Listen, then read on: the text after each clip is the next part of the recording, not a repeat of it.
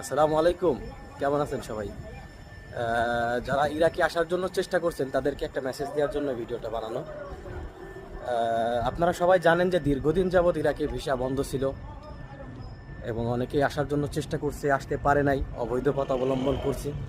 তো সবাইকে নিষেধ করব যেন অবৈধ পথ অবলম্বন করবেন না এবং অবৈধ পথে আসার চেষ্টা করবেন না। এটা প্রথম কথা। আর দ্বিতীয় কথা, এই যে বর্তমান সময়ে অনেকেই অনেকভাবে ইরাকে আসতেছে, সেটা বৈধভাবে আর কি। আহ, আমি আজকেও দেখলাম আমাকে একজনের ভিসা পাঠাইছে, উনি 2 মাসের ভিসা পাইছে।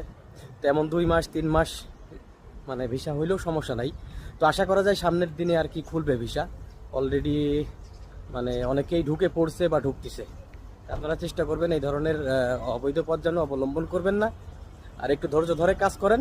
ইনশাল্লাহ আগামী কয়েক মাসের ভিতরে হয়তো বা স্বাভাবিক হতে পারে ইরাকের কর্মসংস্থাগুলা। ভালো থাকবেন সবাই।